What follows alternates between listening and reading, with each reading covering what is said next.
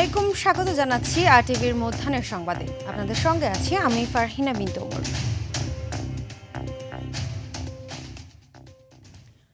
হামের প্রাদুর্ভাব মোকাবেলায় সরকার জরুরি ভিত্তিতে টিকাদান কর্মসূচি শুরু করেছে। 5 এপ্রিল থেকে 18টি জেলার 30টি উপজেলায় এবং 12 এপ্রিল থেকে 4টি সিটি কর্পোরেশনে বিশেষ হাম রুবেলা টিকাদান ক্যাম্পেইন শুরু হয়েছে।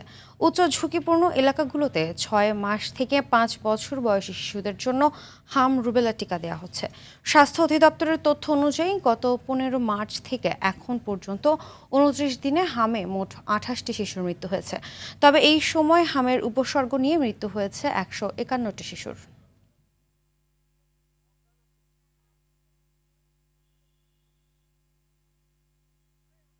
বিগত 10-15 দিন ধরে বাচ্চার জ্বর, তারপর পরীক্ষা করার পরে ধরা পড়লো রক্ত শূন্যতা, কিডনির সমস্যা।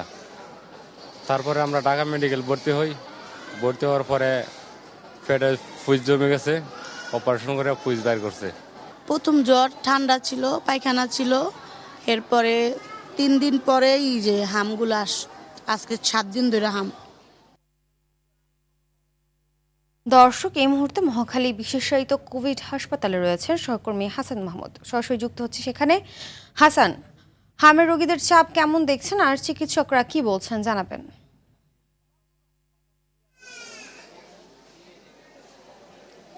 প্রতিনিয়তই এই হাসপাতালটিতে হামে আক্রান্ত শিশুদেরকে নিয়ে ছুটে আসছেন স্বজনরা।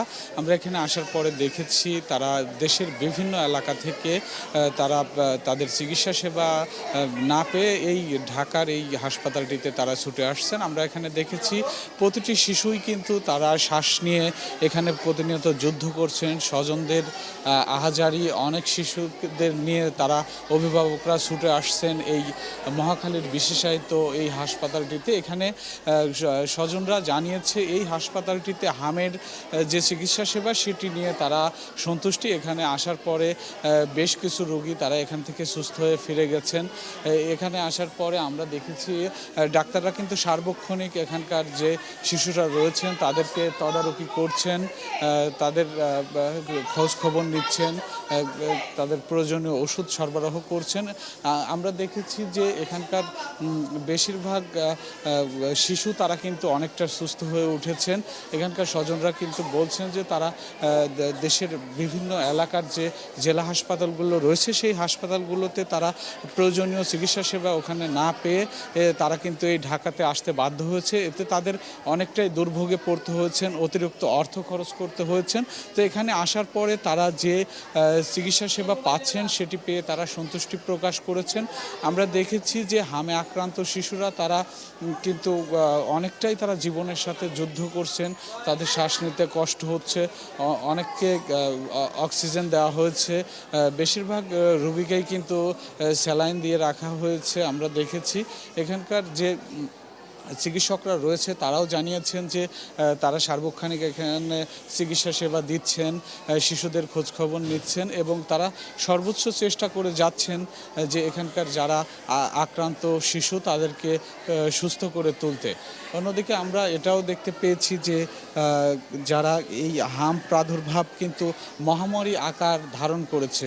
প্রতিনিয়তই কিন্তু দেশের বিভিন্ন এলাকা থেকে এই মহাখালীর বিশেষায়িত এই হাসপাতালটিতে ছুটে আসছেন হামে আক্রান্ত রোগীরা। তো এই ছিল আমার কাছে সবশেষ তথ্য। ধন্যবাদ।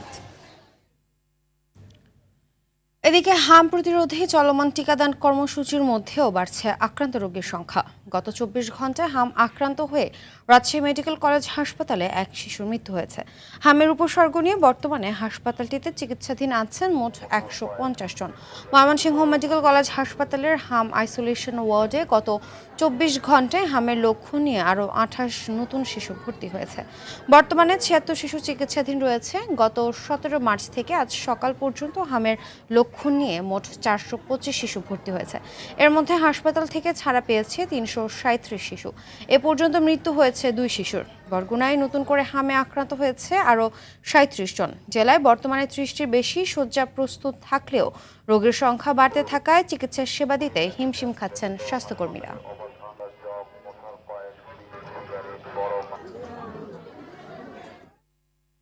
হাম আক্রান্ত রোগীদের সবশেষ খবর জানাতে বরগুনা থেকে সরাসরি যুক্ত হচ্ছেন সহকর্মী মনির হোসেন কামাল। মনির, আক্রান্ত রোগীরা চিকিৎসা পেতে ভোগান্তির শিকার হচ্ছেন কিনা আর সব মিলে সেখানকার পরিস্থিতি কি জানাবেন? ছারহিনা, বরগুনায় হামে আক্রান্ত রোগীর সংখ্যা প্রতিদিনই কিন্তু বৃদ্ধি পাচ্ছে। গত 24 ঘন্টায় 68 জন শিশু হামে আক্রান্ত হয়েছে, যার মধ্যে 39 জন বরগুনা হাসপাতালে ভর্তি আছে, বাকিরা অন্য হাসপাতালগুলোতে ভর্তি রয়েছে। আমাদের সিভিল সার্জন অফিস থেকে সর্বশেষ যে তথ্য জানিয়েছে যে জানুয়ারি থেকে এ পর্যন্ত একেবারে নিশ্চিত যে হামে আক্রান্ত রোগীর সংখ্যা হচ্ছে 393 জন এবং হামের নমুনা নিয়ে এ পর্যন্ত 2771 জন শিশু হাসপাতালে ভর্তি হয়েছে এবং গতকালকের পর্যন্ত বরগুনায় 15,385 জন শিশুকে হামের টিকা দেওয়া হয়েছে। বরগুনায় হামে আক্রান্ত হয়ে এখন পর্যন্ত 5 জন শিশু মৃত্যু হয়েছে এবং প্রতিদিন হামের নমুনা নিয়ে আমাদের শিশু ওয়ার্ডে কিন্তু অনেক রোগী ভর্তি হচ্ছে, যারা আসলে 2-1 দিন পরই নিশ্চিত হামের রোগী হিসাবে শনাক্ত হয়ে হাম ওয়ার্ডে চলে আসছে। তো এখানে দেখা যাচ্ছে যে যতই হামের রোগীর সংখ্যা বৃদ্ধি পাচ্ছে ততই কিন্তু বরগুনায় এই যে ঔষধ সংকট, চিকিৎসা সংকট এটা দেখা দিয়েছে।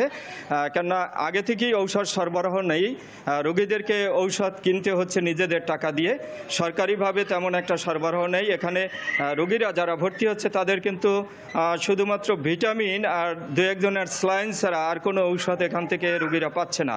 বাকি ঔষধগুলি সবই তাদেরকে কিনতে হচ্ছে।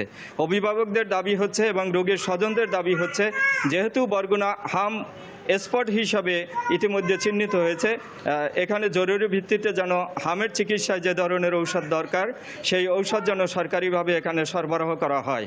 যদিও আমাদের হাসপাতালের তত্ত্বাবধায়ক আমাদেরকে জানিয়েছেন, ডাক্তার রেজানুর আলম, তিনি বলেছেন যে জরুরি ভিত্তিতে তারা রোগী কল্যাণ থেকে কিছু ঔষধ কেনার জন্য কিনে সহযোগিতা দিচ্ছেন। এই ছিল আমার কাছে সর্বশেষ তথ্য। সারহিনা। ধন্যবাদ। দেশে কাটছে না জ্বালানি তেলের সংকট। রাজধানীর সহ সারা দেশের পেট্রোল পাম্পগুলোতে তেল নিতে আসা গাড়ির দীর্ঘ লাইন। এতে ঘন্টার পর ঘন্টা লাইনে দাঁড়িয়ে তেল নিতে হচ্ছে চালকদের। দীর্ঘ লাইনে দাঁড়িয়েও তেল নিতে পারছেন না অনেকেই। কোথাও আবার তেল না থাকায় বন্ধ করে রাখা হয়েছে পেট্রোল পাম্প। তবে পাম্প মালিকরা বলছেন চালকরা প্রয়োজনের চেয়ে অতিরিক্ত তেল কেনার কারণে চাহিদা সামাল দেওয়া কষ্ট হচ্ছে। তাই পরিস্থিতি মোকাবেলায় দ্রুত ফুয়েল কার্ড চালু করা দরকার। যদিও ক্ষুব্ধ চালকদের অভিযোগ, সিন্ডিকেটের কারণে দেশে তেলের সংকট হচ্ছে।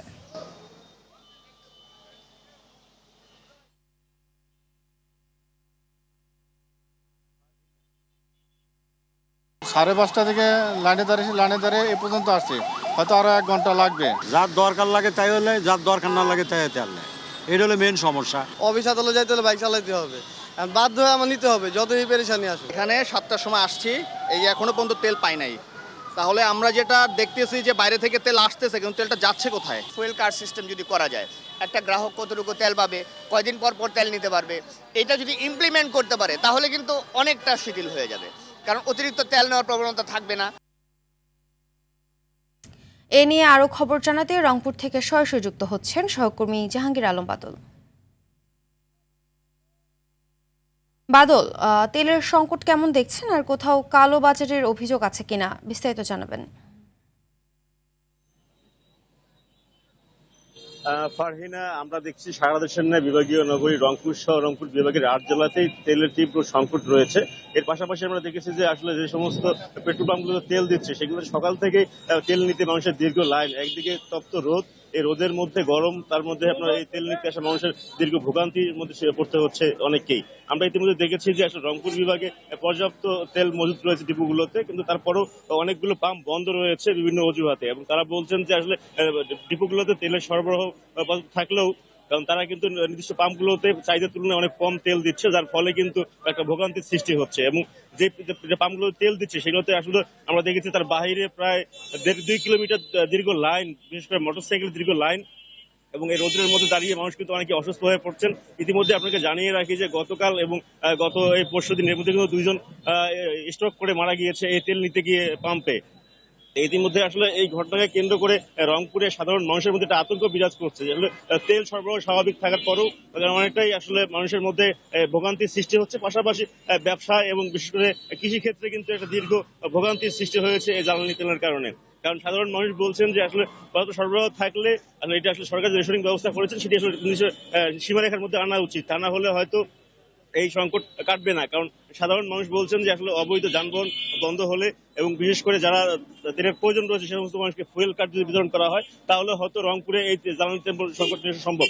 এছাড়া আমরা দেখেছি যে আসলে রংপুরে যে এখন পর্যন্ত যে সমস্ত ডিপোগুলো বন্ধ রয়েছে সেই বিষয়ে মধ্য প্রশাসন কোনো উদ্যোগ নেয়নি, যার ফলে যেখানে তেল দেওয়া হচ্ছে সেই পাম্পগুলোতেই আসলে দীর্ঘ লাইন এবং ভোগান্তি সৃষ্টি হচ্ছে। এতে সাধারণ মানুষের মধ্যে আসলে ক্ষোভের সঞ্চার হচ্ছে। মানুষ বলছেন যে আসলে সরকারিভাবে কঠোরভাবে নিয়ন্ত্রণ না করার কারণেই কিন্তু আজকে এই তেলের। ধন্যবাদ আপনাকে। পহেলা বৈশাখে কৃষক কার্ড বিতরণ কর্মসূচির উদ্বোধন করতে আগামীকাল টাঙ্গাইল যাচ্ছেন প্রধানমন্ত্রী তারেক রহমান। সরকার প্রধান হিসেবে ঢাকার বাইরে এটি তার দ্বিতীয় সফর। প্রধানমন্ত্রীর এ সফর উপলক্ষে ঘিরে জেলা জুড়ে বিরাজ করছে উৎসবের আমেজ। টাঙ্গাইল পৌঁছে শুরুতে মাওলানা আব্দুল হামিদ খান ভাসানীর মাজার জিয়ারত করবেন প্রধানমন্ত্রী। পরে জেলার শহীদ মারুফ স্টেডিয়ামে কৃষক কার্ড বিতরণের মধ্য দিয়ে দেশব্যাপী এ কর্মসূচির উদ্বোধন করবেন তারেক। তার এ সফর ঘিরে সমাজস্থলে চলছে শেষ মুহূর্তের প্রস্তুতি। প্রধানমন্ত্রীর নিরাপত্তায় নির্ধারিত ভেন্যুতে 4 স্তরের নিরাপত্তা নিশ্চিত করার কথা জানিয়েছে পুলিশ।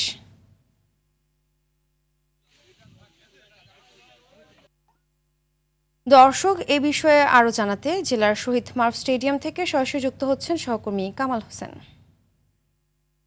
কামাল, সমাবেশ স্থলের প্রস্তুতি শেষ হয়েছে কিনা, এছাড়া নেতাকর্মীদের মধ্যে কেমন উৎসাহ উদ্দীপনা দেখছেন জানাবেন।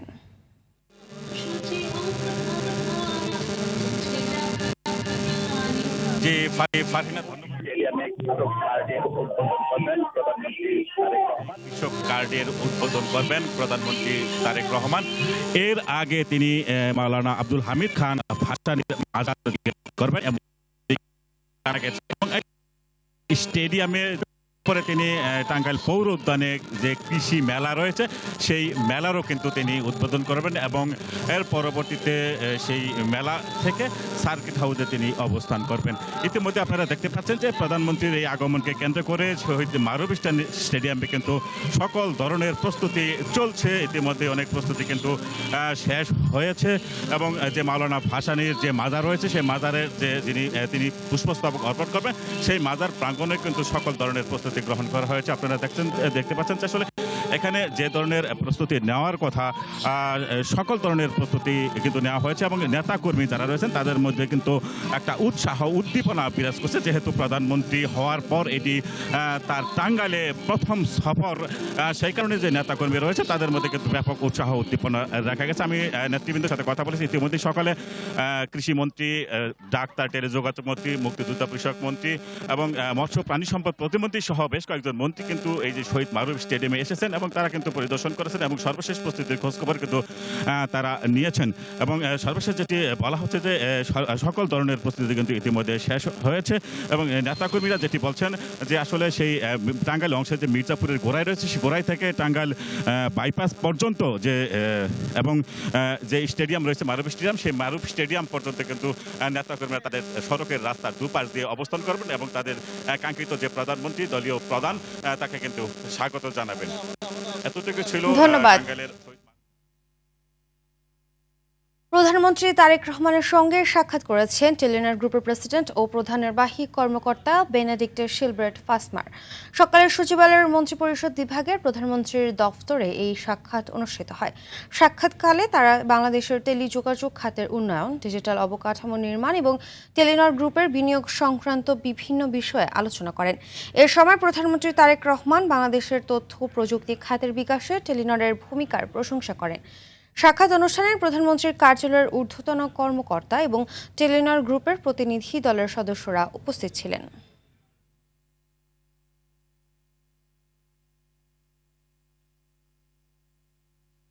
বাংলা বর্ষকে বরণ করে নিতে রমনা বটমূলে চলছে শেষ মুহূর্তের প্রস্তুতি। দর্শক, এই মুহূর্তে রমনা বটমূলে আছেন সহকর্মী সাদিয়া কানিজ, সরাসরি যুক্ত হচ্ছে সেখানে। সাদিয়া, পহেলা বৈশাখের সকল প্রস্তুতি সম্পূর্ণ হয়েছে কিনা, সেই সাথে এবার নিরাপত্তা ঝুঁকি আছে কিনা জানাবেন।